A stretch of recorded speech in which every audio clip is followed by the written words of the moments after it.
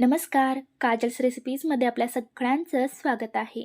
डाळ तांदूळ न भिजवता, पीठ न आंबवता, इनो सोडा काहीही न वापरता आज आपण मस्त कुरकुरीत आणि कमी वेळात डोसा कसा बनवायचा हे पाहणार आहोत. आणि तेही ज्वारीच्या पिठाचा.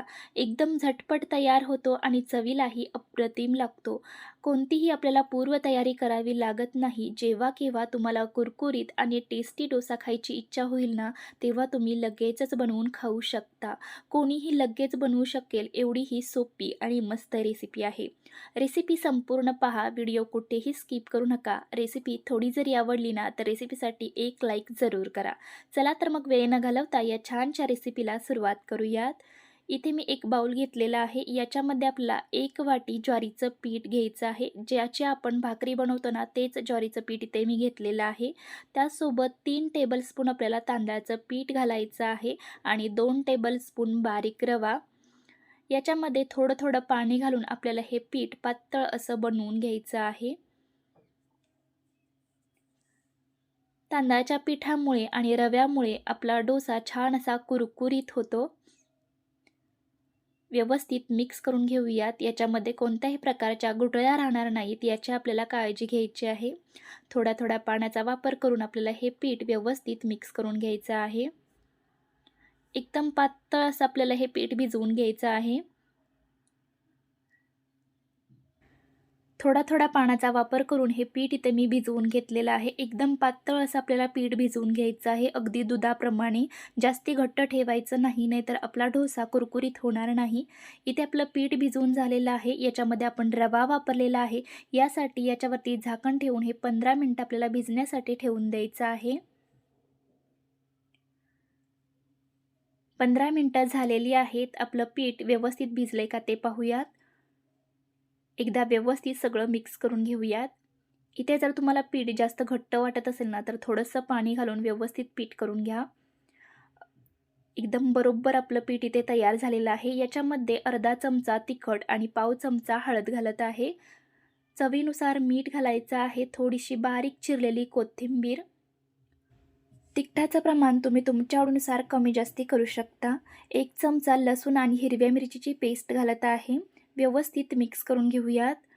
4 ते 5 लसणाच्या पाकळ्या आणि 1 हिरवी मिरची मिक्सरला बारीक करून घ्यायची आहे किंवा खलबत्त्यामध्ये बारीक करून घेतली ना तरीही चालेल. इथे तुम्ही फक्त लाल तिखट किंवा हिरवी मिरची घातली ना तरीही चालेल. दोन्हीपैकी एक किंवा दोन्हीही घातलं ना तरीही चालेल. पण लसणाने चव खूप छान लागते. लसूण घालून एकदा नक्की ट्राय करा. इथे आपलं हे पीठ भिजवून तयार झालेलं आहे. एकदम पातळ असं पीठ आपल्याला भिजवून घ्यायचं आहे. पीठ जर घट्ट झालं ना तर आपला डोसा कुरकुरीत होणार नाही. आता इथे पीठ आपलं तयार झालेलं आहे. लगेचच आपण डोसे बनवायला घेऊयात. गॅसवरती तवा मी आधीच गरम करायला ठेवून दिला होता. तवा गरम झालेला आहे. पळीने अशा पद्धतीने आपल्याला हे मिश्रण घालून घ्यायचं आहे. तव्याला आहे ना थोडंसं तेल लावून घ्यायचं आहे. गॅसची फ्लेम मीडियम ठेवायची आहे आणि मीडियम गॅसवरती आपल्याला कुरकुरीत होईपर्यंत डोसा छान असा भाजून घ्यायचा आहे. वरची बाजू पूर्णपणे सुकल्यानंतरच याच्यावरती तेल घालायचं आहे आणि अगदी मीडियम गॅसवरती आपल्याला छान असा हा कुरकुरीत होईपर्यंत भाजून घ्यायचा आहे.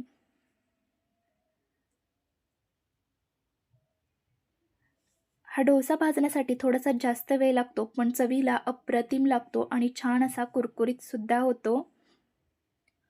इथे आता तुम्ही बघू शकता की वरची बाजू पूर्णपणे सुकलेली आहे. याच्यावरती आता आपल्याला चमच्याने तेल घालायचं आहे. इथे मी तेलाचा वापर केलेला आहे. तुम्ही बटर किंवा तूप काहीही वापरू शकता. तेल घातल्यानंतर छान असा खालच्या साईडने भाजून घ्यायचा आहे. आपण इथे हा डोसा एक साईडनेच भाजून घेणार आहोत. इथे आता तुम्ही बघू शकता की छान हा एक साईडने भाजला गेलेला आहे. साईडने कडा सोडवून घ्यायच्या आहेत उलताण्याने. आणि मस्त असा कुरकुरीत डोसा आपला इथे तयार झालेला आहे. मस्त कलर आलेला आहे. काढून घेऊयात आणि उरलेले डोसे आपल्याला याच पद्धतीने बनवून घ्यायचे आहेत. इथे मी तुम्हाला अजून एक बनवून दाखवत आहे. एक पळीभरच इथे मी मिश्रण घालत आहे आणि एकदम पातळ बनवलेलं आहे मिश्रण. तुम्ही ते बघू शकता. तुम्हाला तव्यावर घालताना लगेच समजून येत असेल. कडेला मी मिश्रण घालत नाही कारण की हा तवा आहे ना माझा तो थोडासा मोठा आहे. गॅसची फ्लेम कडेला पोहोचली जात नाही आणि डोसा व्यवस्थित भाजला जात नाही, यासाठी मी फक्त मध्ये घालून घेत आहे. तुमच्याकडे जर छोटा तवा असेल ना, तर पूर्ण तवाभर तुम्ही हे मिश्रण घालून घ्या, म्हणजे त्याला छान असा गोलाकार येईल. इथे आपला दुसराही डोसा छान असा भाजला गेलेला आहे. डोसा भाजताना गॅसची फ्लेम मीडियम ठेवायची, म्हणजे डोसा आपला छान असा कुरकुरीत होतो. मोठा गॅस ठेवायचा नाही, नाहीतर डोसा मऊ पडेल आणि कुरकुरीत होणार नाही.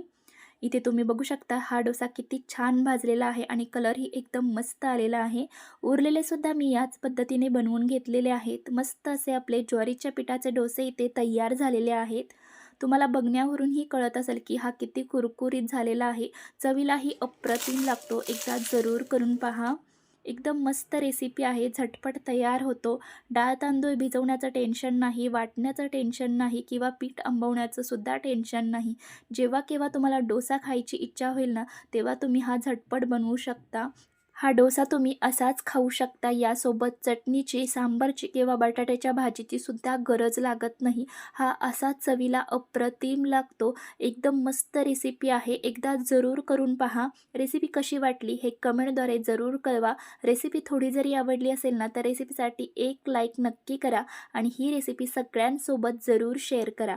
आणि आपण आपल्या चॅनलवर नवीन असाल आणि चॅनलला अजूनही सबस्क्राईब केलं नसेल, तर नक्की सबस्क्राईब करा. आणि आजचा व्हिडिओ पाहिल्याबद्दल धन्यवाद.